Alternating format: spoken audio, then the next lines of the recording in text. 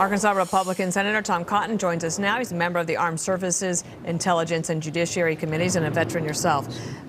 Sir, let's just get your reaction to what's happened overnight.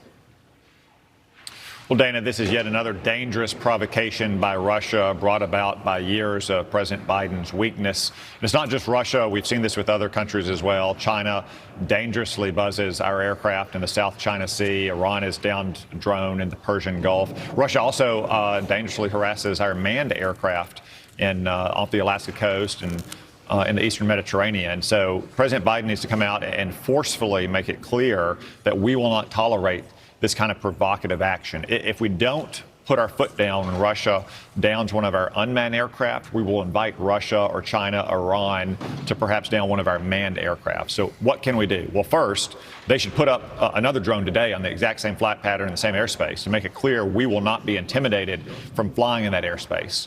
Second, we should return the U.S. Navy back to the Black Sea. President Biden bugged out last year as Vladimir Putin invaded Ukraine, but NATO has more Black Sea coastline than Russia does. And third, we should make it clear that we're going to do what we should have done long ago, which is provide Ukraine with the weapons they need to strike Russian rocket and artillery systems across the border that are shooting into Ukraine. Those three steps would send a clear signal to Russia that we will not tolerate this kind of dangerous provocation and avoid further escalation. Senator, I'm going to get your reaction to what Russia is saying. They're saying that if they were flying off the coast of California, how would we feel? That was the immediate reaction. And then you had the Russian ambassador in Washington, D.C. say this to the cameras. I want to emphasize that Russian pilots acted very professionally. There was no contact, no use of any weapons from our fighter jets, and this unmanned aerial vehicle made a sharp turn and crashed in this space. This is a real provocation. You've got that, Senator, you can react to that. And also what John Kirby said earlier today is that there was some imagery that was collected. Remember what a drone does. It can see in the distance, it can see nearby. Would you encourage, I would imagine, the Pentagon to release that video today, if indeed it confirms what our suspicions can be? Well, look, I have no question that Russia is responsible for the downing of this drone. This is exactly the kind of thing that nations like Russia and China and Iran do when they think they can get away with it.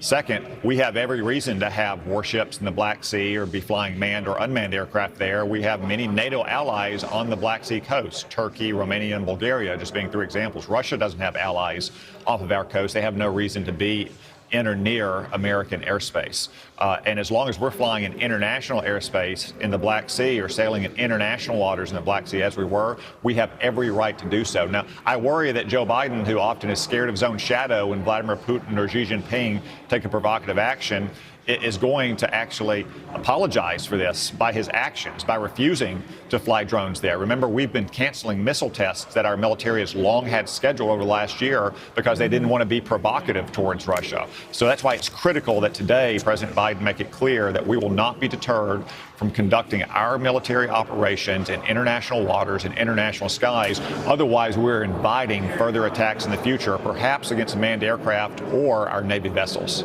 Senator, this was I understand, a $32 million drone, right? That's not chump change at all. And I wonder how you, in your words, explain to the American people how our support for Ukraine and our activity in this area is in America's national interest.